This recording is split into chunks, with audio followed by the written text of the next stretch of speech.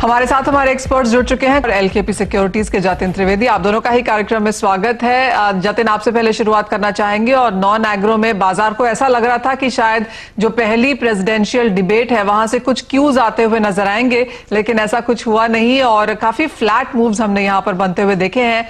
Top picks आपकी कहां पर रहेंगी? मनीषा, जिस तरह से रुझान है, मार्केट जो है वॉलेटिलिटी सेशंस जो है वो दिखाते रहेगा। Buying opportunities and selling opportunities दोनों ही बनती रहेंगी, मैं ये मान के चल रहा हूँ। और जिस तरह से ट्रेडिंग पर्पज से अगर हम देखने जाएंगे तो इंट्राडे करके ही ट्रेड करना चाहिए यहाँ पर कुछ दिनों के लिए, at least for next 3 to 4 days। और ट्रेडिंग पर्सपेक्टिव से अगर देखने जाएंगे तो मेरी 2 पिक है। पहली पिक जो है वो मेरी कॉपर के अंदर है। एक थोड़ा बहुत एग्जॉशन दिख रहा है मुझे इंट्राडे चार्ट्स में, जहाँ पर 519 के आसपास के लेवल्स जो है वो बिग वाली के लिए लग रहे हैं। तो यहाँ पर सेलिंग साइड की अपॉर्चुनिटी लग रही है मुझे। स्टॉप लॉस रखना है 521 के ऊपर, और जो टारगेट रखना है कहीं ना कहीं 514 से 515 का रखना है। दूसरी जो मेरी पिक है वो एमसीएक्स बुलडेक्स के अंदर है। जिस तरह से गोल्ड एंड सिल्वर दोनों के ही अंदर एक प्रॉफिट बुकिंग रैलीज चल रही है, तो उसी के लिहाज से एमसीएक्स बुलडेक्स के अंदर एक सेलिंग अपॉर्चुनिटीज बन रही है। सेल ऑन राइज की रणनीति अपना कर रखिए। 15,500 के आसपास के लेवल्स जो है वो सेलिंग के लिए बेहतर रहेंगे, with the stop loss around about 15,550 and the target will be around 15,300। ये दोनों ही पिक जो है वो मेरी सेल साइड में है, क्योंकि प्रॉफिट बुकिंग जो है वो कहीं ना कहीं ऑन द कार्ड्स है। इंट्राडे ट्रेड ही है, खाली कैरी नहीं करना है जी। यानी कि इंट्राडे मार्केट्स हैं, डॉलर में जो मजबूती है उसका असर हमने यहाँ पर आते हुए देखा है। तो बिकवाली कॉपर में और बुलडेक्स में यहाँ पर जतिन की तरफ से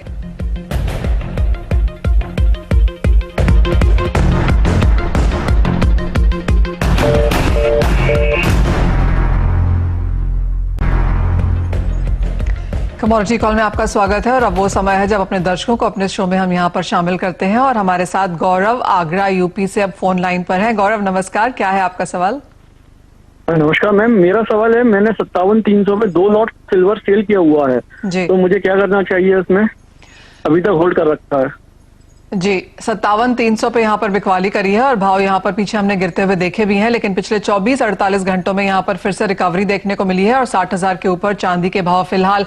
जतिन, क्या राय देंगे आप गौरव को? क्या करना चाहिए उनको अपनी पोजीशंस के साथ? मनीषा, जिस तरह से शेप अप है मार्केट का, वॉलेटिलिटी बढ़ती हुई दिख रही है, तो एडवाइस ये रहेगा कि स्टॉप लॉस बनाकर रखिए। 62,000 के ऊपर अगर प्राइसेस जाते हैं तो फिर से एक बड़ी तेजी आ सकती है, उसके अंदर 1500-2000 पॉइंट की फिर से एक तेजी आ सकती है। तो स्टॉप लॉस मैं रेकमेंड करूंगा 62,000 का। और नीचे में जो डाउन साइड है वो कहीं ना कहीं पॉसिबिलिटीज है अराउंड 59,000 से लेके 58,500 के आसपास के। 57,000 के लेवल जो तुरंत शायद देखने ना मिले। अगर होल्ड कर सकते हैं पोजीशन तो होल्ड कर सकते हैं with the stop loss of 62,000।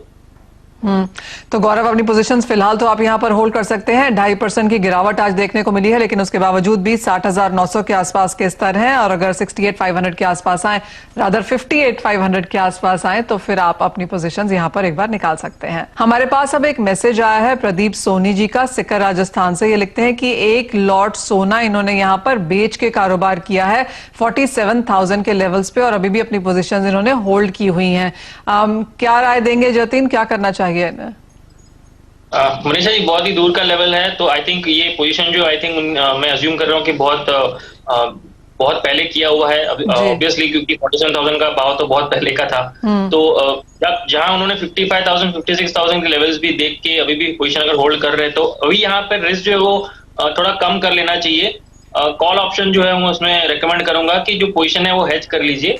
1 lot के सामने जो डेल्टा जहाँ पे 1 है, आई थिंक जो भी आपके एडवाइजर है उनसे आप डिस्कस कर सकते हैं, या फिर मेरी एडवाइस लेना चाहेंगे स्ट्रांगली तो 50,000 का जो कॉल है उसमें 2 लॉट जो आपको लेके चलना है सामने पोजीशन हेज करने के लिए। एक पोजीशन अगर आपका गोल्ड का है तो उसके सामने 2 लॉट कॉल के लेके खड़े रह जाइए उसके सामने, सो दैट दिसंबर तक आपका पोजीशन जो टोटली हेज हो जाएगा। चलिए, एक हेजिंग स्ट्रैटेजी आपके लिए बना के दी हुई है कि आपने फ्यूचर्स में तो यहाँ पर बेचा हुआ है, लेकिन आप ऑप्शंस में यहाँ पर कारोबार कर सकते हैं और वहां से आपको एक हेजिंग मैकेनिज्म यहाँ पर बनता हुआ नजर आएगा। अपना ही समय रवि और जतिन, बहुत शुक्रिया आप दोनों का हमारे साथ जुड़ने के लिए, सभी कमोडिटीज पर स्ट्रैटेजी देने के लिए और दर्शकों की मदद करने के लिए भी।